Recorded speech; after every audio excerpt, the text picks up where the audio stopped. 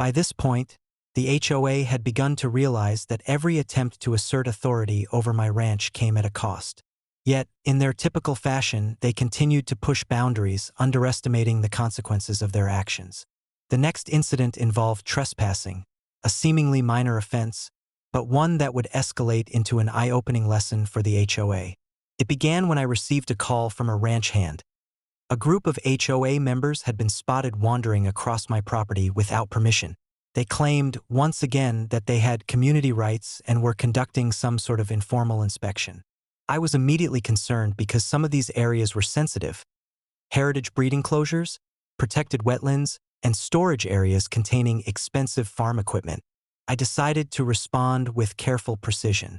First, I documented the trespass thoroughly. Photos, videos, timestamps, and witness statements, all were recorded to ensure a legally airtight case. I also contacted my attorney to prepare for any eventuality. This wasn't just about property rights anymore. It was about holding people accountable for repeated, deliberate violations. When I confronted the trespassers, they were shocked to see me waiting.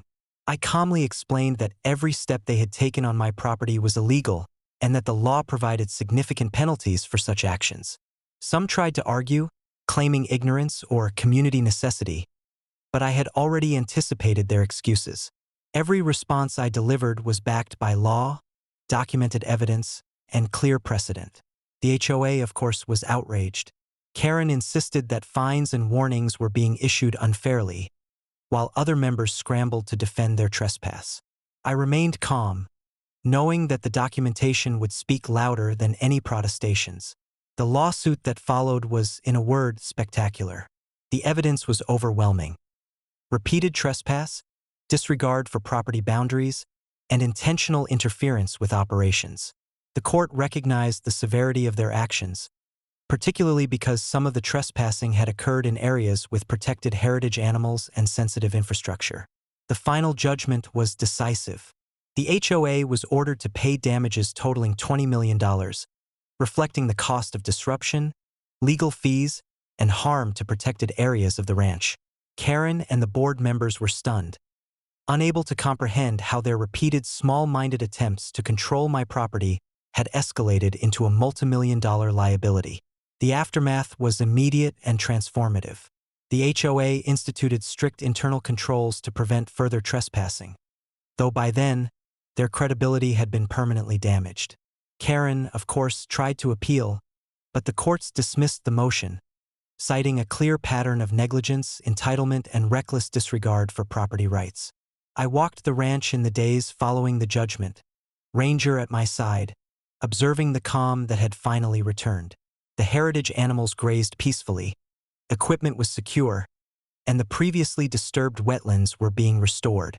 The $20 million ruling was more than just a financial victory. It was a declaration that the ranch, its boundaries, and its rules were inviolable.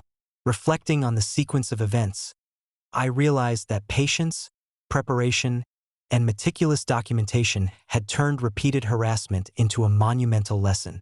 The HOA had believed that minor acts of trespass and overreach would intimidate me.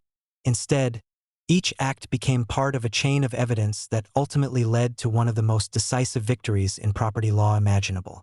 By the end of the week, the valley was quiet again. Ranger chased squirrels along the fence line, the sun glimmered on the lake, and the fields stretched out in serene order.